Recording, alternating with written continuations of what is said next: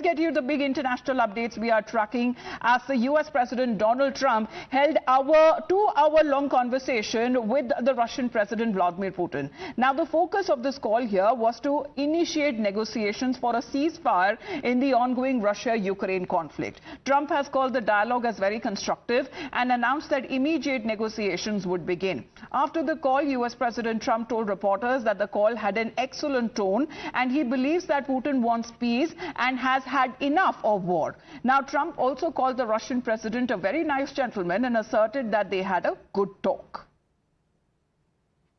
I did say it's time, you got to stop this thing. And I believe he wants to stop. Look, I would be, I think, very able to tell whether or not he wanted to or what. I thought there was a very good chance, like a 50-50 chance, that he would say, I want to take the whole thing. I didn't know what he was going to say. And then they have a different kind of a problem. But I believe he wants to stop. Now, speaking to the reporters in Sochi after the 2-hour conversation with the US President, the Russian President Putin has now called the conversation also as very meaningful and frank. He added that he was open to working with Ukraine on drafting a memorandum for future peace talks. However, Putin has rejected the US proposed 30-day unconditional ceasefire, a plan already accepted by Ukraine. So what does it now indicate? Does it mean that Russia's objectives in the war, however, continues to remain unchanged? And does Putin's remark now signal reluctance to shift the course or offer immediate concessions despite the outreach by Donald Trump? Exactly what would now next be as far as Russia's next step or Putin's next step would be? Действительно, этот разговор состоялся, продолжался более 2 часов. Хочу отметить, что он был очень содержательным и весьма откровенным. И в целом, на мой взгляд, в этой связи весьма полезно. Прежде всего, я поблагодарил президента Соединенных Штатов за поддержку со стороны США возобновления прямых переговоров между Россией и Украиной по поводу возможного заключения мирного соглашения. Президент Соединенных Штатов высказал свою позицию по поводу прекращения боевых действий, перемирия. И со своей стороны отметил также, что и Россия выступает за мирное урегулирование украинского кризиса. Мы должны просто определить наиболее эффективные пути движения к миру. Now, Vladimir Putin saying that Russia is ready to work with Ukraine on a memorandum to address some of the key issues in any peace deal, including the timing of settlement and potential of temporary ceasefire. However, Zelensky has renewed Kyiv's call for a full and unconditional ceasefire and has urged the United States to remain engaged in the peace process. How does it work out from here on as far as President Putin also saying that they held a 2-hour-long conversation with the President of the United States and saying that ceasefire talks between Moscow and Kyiv would start immediately, but is Russia reluctant? That remains to be seen. However, Donald Trump seems to be describing his conversation with President Putin as a call that went very well, saying that the negotiations are a significant step towards the end of a war. However, as far as these conversations that are now held, we also talk about, Srinjoy, good morning. The recent talks that were also held in Turkey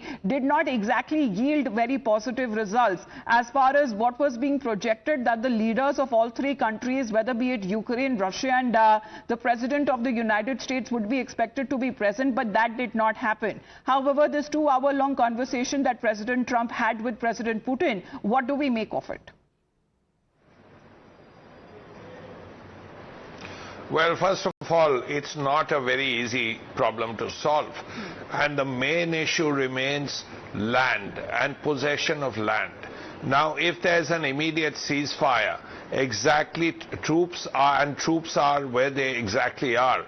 What happens to the eastern part of Ukraine that Russia controls? And Russia also claims all those provinces that it partly controls, like Luhansk. Then there is the issue of the Crimea. Now, the Crimea was taken by the Russians some years ago. Now, Ukraine still says it's Ukrainian territory. The Russians say it's Russian territory.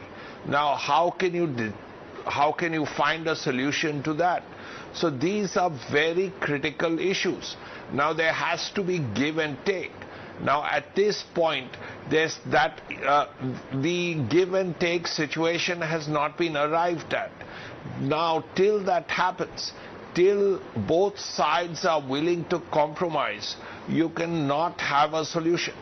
That's really the basic point. Also, this issue of ceasefire. President Trump had said that he would end the war in a day after he became president. He had also said the war would not have happened if he were president. Very good. We are 100+ days into the Trump administration. The war still continues because it's a very difficult problem.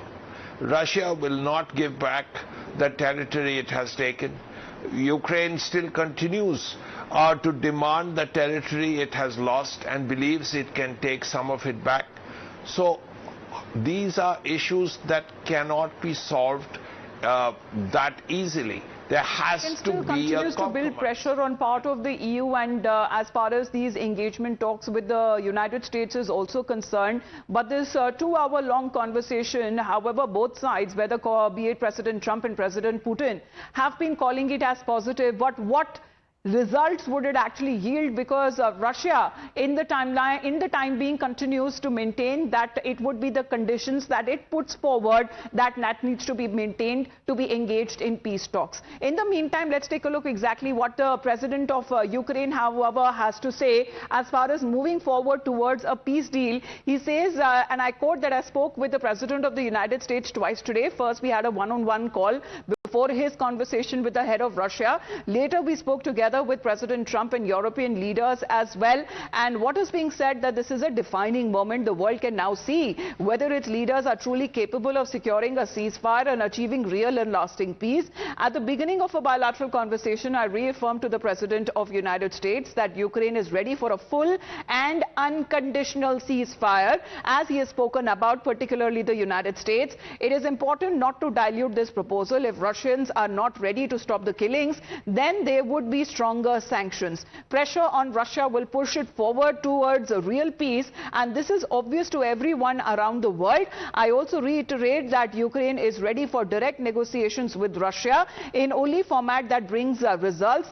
Turkey, Vatican, Switzerland, we are all considering possible venues. It is not necessary to convince Ukraine, and our representatives are prepared to make real decisions in negotiations. What is needed is a mirrored readiness from Russia to engage in meaningful talks. Also, he goes on to say that together with the European leaders, we've also discussed possible next steps in particular meetings between negotiators and an objective assessment. And also saying, as far as if Russia refuses to stop the killings, refuses to release the prisoners of war and hostages, if Putin puts forward unrealistic demands, this will mean that Russia continues to drag out the war and deserves that Europe and America, the world, act accordingly, including with further sanctions. Russia must end the war. If it started, and it can begin only doing so any day, Ukraine has always been ready for peace. However, when it comes to peace, long-lasting and unconditional, will it now be possible? Ceasefire, an unconditional ceasefire, is it possible now? Because it seems, Srinjoy, that Russia still is reluctant.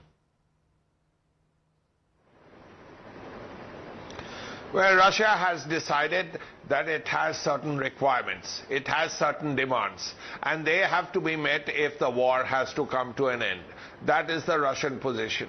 Now, that position is very different from Ukraine's position.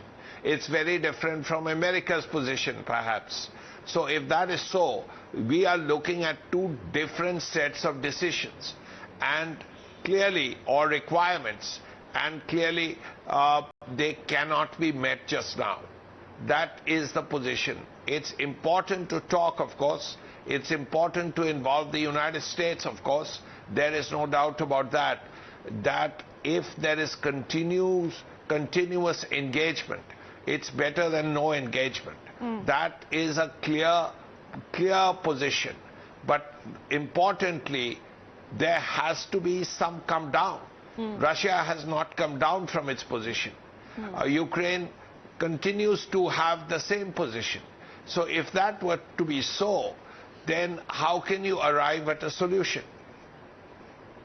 Well, what that solution would be finally as far as ending this war for good, or will it be certain demands that would be kept forth by Russia to agree on its own demands? What will Ukraine say? What will leaders from the Europe and also from United States say? However, President Putin and President Trump have been calling this 2-hour conversation that they had as positive and constructive.